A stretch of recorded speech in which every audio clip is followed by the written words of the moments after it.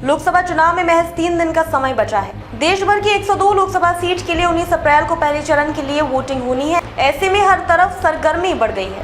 सभी दलों ने चुनाव प्रचार में अपनी पूरी ताकत झोंक दी है। इस बीच बिहार में सियासी पारा बढ़ चुका है। बिहार में पहले चरण में बिहार की 4 सीटों पर वोटिंग होगी। इनमें औरंगाबाद, गया, जमुई और नवादा शामिल है।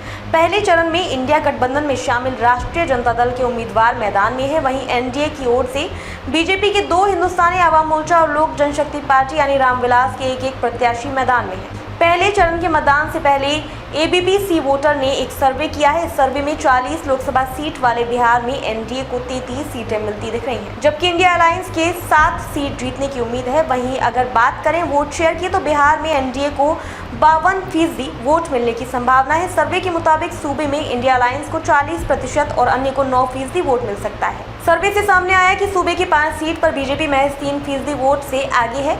इनमें आरा, गया, कटिहार, नवादा और सासाराम सीट शामिल है। वहीं इंडिया अलायंस अररिया सीट पर 3% वोट में बढ़त बनाई हुई है। ऐसे में अगर किसी भी गठबंधन का 3% वोट स्विंग हुआ तो बिहार में चुनावी नतीजे में बड़ा बदलाव हो सकता है। सर्वे के मुताबिक बिहार की इन 6 सीट पर अगर 3% वोट एनडीए से इंडिया अलायंस की तरफ शिफ्ट हुआ तो आरा, गया, कटिहार, नवादा और सासाराम सीट इंडिया अलायंस के खाते में आ सकती है। वहीं अगर इंडिया अलायंस को वोट एनडीए की ओर शिफ्ट हुआ तो अररिया पर भी बीजेपी कब्जा कर सकती है। अगर इन 6 सीट पर एनडीए का वोट इंडिया अलायंस के खाते में जाता है तो यहाँ बीजेपी को 5 सीटों का नुकसान हो सकता है, जिससे बीजेपी के खाते में 28 सीट रह जाएंगी। वहीं इंडिया अलायंस की सीटों की संख्या बढ़कर 12 पहुंच जाएगी। वहीं अगर इंडिया अलायंस का वोट एनडीएफ की ओर शिफ्ट होता है तो एनडीएफ को 1 सीट का फायदा होगा और उसके खाते में 34 सीटें आ सकती है, जबकि इंडिया अलायंस को 1 और सीट का नुकसान होगा और वह 6 सीटों पर सिमट कर रह जाएगी। अब तक के लिए बस इतना ही। फिर होगी आपसे मुलाकात ऐसी ही एक और बड़ी खबर के साथ।